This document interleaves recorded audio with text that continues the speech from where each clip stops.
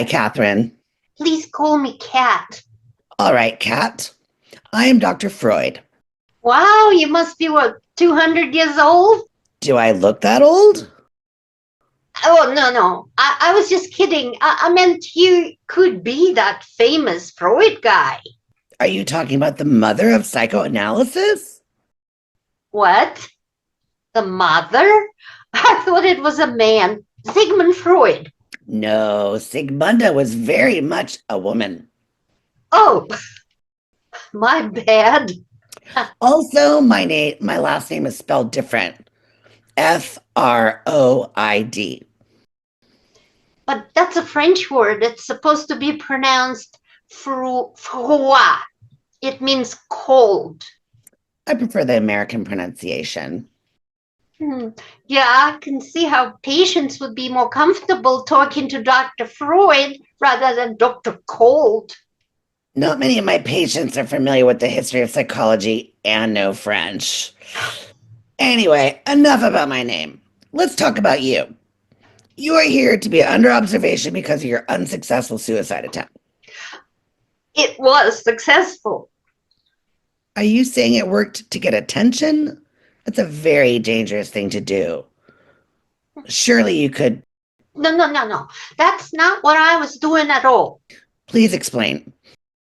You'll think I'm crazy and keep me locked up here forever.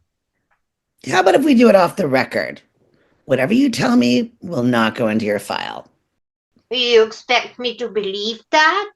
Cross my heart and hope to die. Ooh, not appropriate bit of humor. Now you can report me for saying this if I don't keep my word. All right, fine. I was following a scientific theory. You can look it up. Which is? Multiverses, multiple universes, aka parallel worlds. I've heard of it, but it seems more like science fiction to me. It's real. I've seen those universes. They all stuck together like bubbles in a bubble bath. Did you see them in a dream?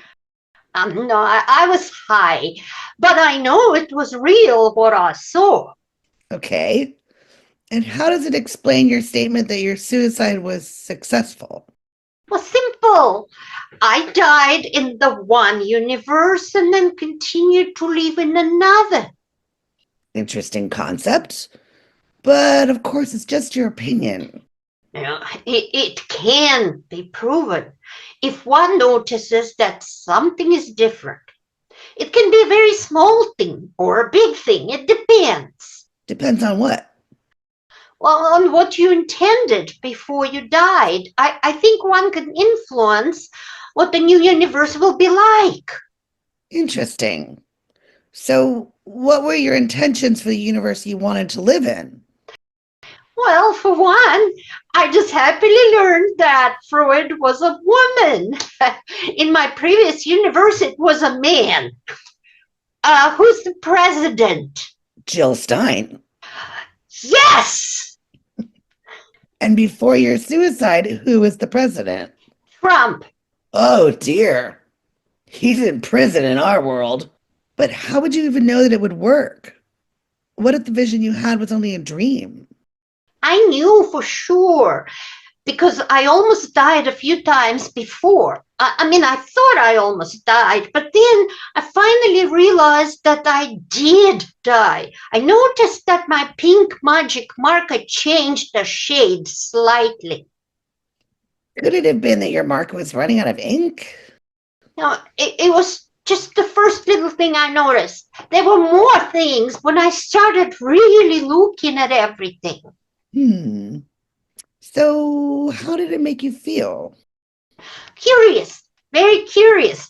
Then I read every book I could find about near-death experiences, but only one person had seen the multiverse thing with bubbles, like I did. The rest of them went through some tunnel somewhere boring, where they were greeted by their dead relatives. So I don't know if everyone can do the bubble thing or not. Maybe it's a talent only a few people have. Maybe I can do it because I don't want to go anywhere where I'd have to hang out with my dead relatives. What do those bubbles look like? How big are they?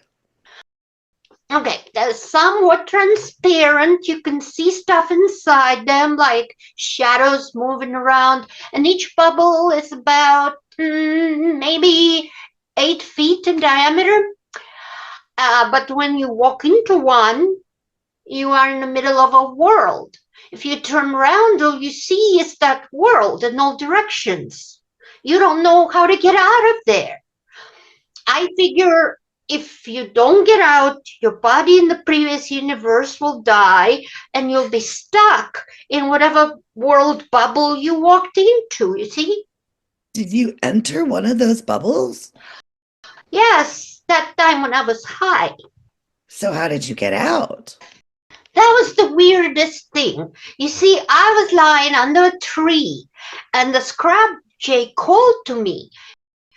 So I walked in the direction of the sound. It was getting louder and louder until I was out of the bubble and back in my body. Was it scary? Very scary because I walked right in the middle of a chainsaw massacre. Some crazy dude was slicing people with a chainsaw. Oh dear. I was super grateful to that scrub jay for helping me to get out of there. Did you feel anything when you crossed the bubble wall? Nothing at all. It's just like walking through air. That's fascinating. So tell me, are you happy to be in this universe now? Are you going to stay here?